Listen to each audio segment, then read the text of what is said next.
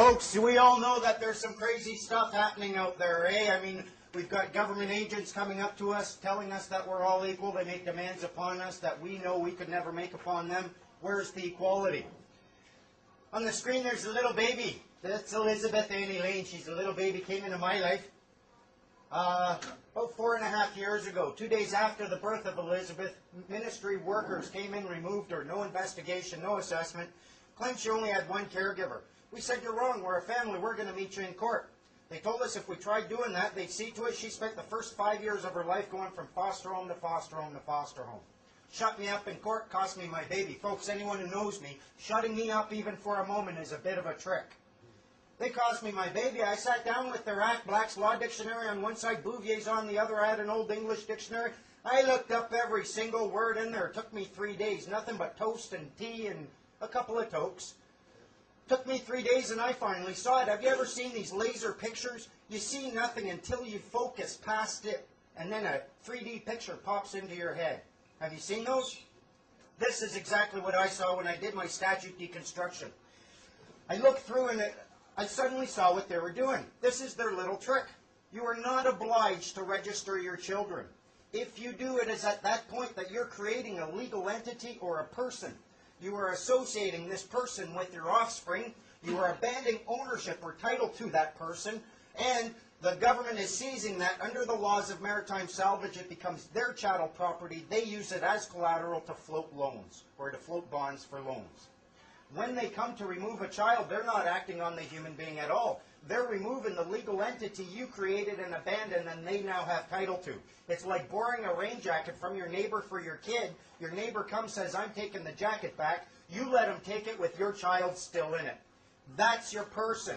That is what the government acts upon. Since then, I've deconstructed a whole lot of acts, and I'm going to tell you a little bit about your person. Next slide, please.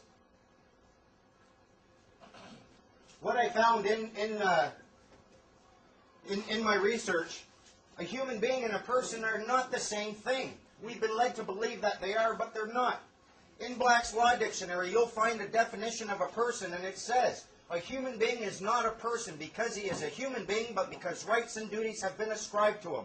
Specifically, the person is that legal subject or substance of which the rights and duties are attributes. But not all human beings are persons, as was the case in Old England when there were slaves. You are not a person, you have a person. If you never know that this person exists, if the government is acting upon it and you are unaware of its existence, you're a slave to your own ignorance. Once you become aware of its existence, you can take it off at will. If that's the only thing they can act upon, you have the seed right there for your freedom. If you hold your jacket like this and say, go ahead and touch it, and the moment you touch it, I'm no longer associated with it, they're not going to want anything to do with that jacket. They're the ones left holding the hot potato. The purpose of this person wasn't to deceive you. It wasn't to enslave you. It was to provide you with a very strong level of protection against government tyranny. If they never act against you as a human being and they're only acting against your person, you always have the option to reject their governance and therefore escape tyranny totally and absolutely peacefully. The purpose of the person is for your benefit. You, as a human being, do not exist for the benefit of your legal fiction. Your legal fiction is there for you. Just like a rain jacket is there for you. And if you're in the rain, it's a good thing. If, however, it's a sunny day or you're in a lake, water up to your neck, it's something you want to remove lest it's going to harm or hamper you. The same is true with your persons. I think they kind of hoodwinked us. They created a situation when they got rid of slaves. They said, okay, everyone can be persons. If you do have slaves, then yes, it's beneficial to be a person. If, however, there's no more slaves, becoming a person is kind of saying, yeah, I'll take that lowest totem pole.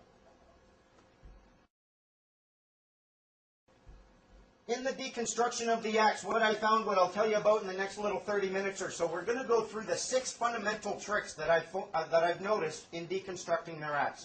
When you sit down and you look at their body of words and you start deconstructing it, trying to figure out what the truth is, these 3, they always use them together. Smoke.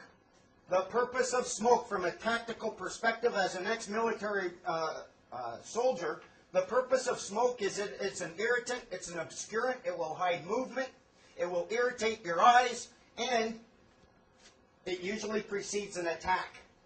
You can find smoke in their words by looking for excess words that make no sense, that really aren't necessary. If they start defining words that you know the definition of already, like look in the Children and Family Service Act, they define the word child.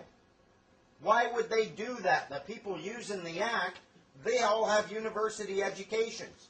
The reason they're putting this excessiveness in there is because they are creating movement, they're changing the definition just slightly, and they need to do that in order for this smoke to work. The next one is the mirrors. Let's suppose for a moment that this right here, this piece, next seminar we've got to get a mirror, guys.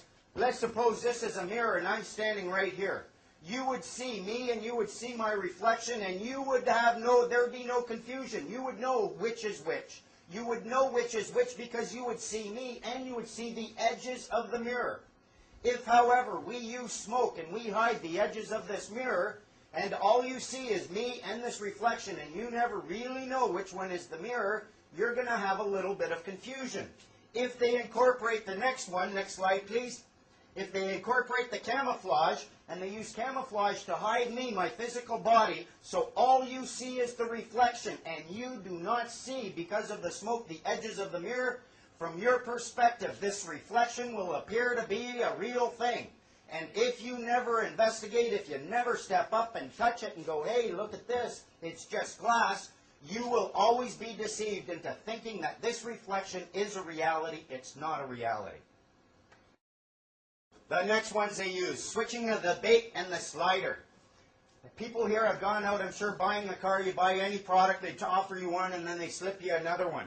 That right there is switching the bait. From a distance, it will appear that you have an obligation. You'll go, oh, okay, I got an obligation. I'm going to meet my obligation. You'll pick up your obligation. You won't even look at it because you're sure that it's an obligation.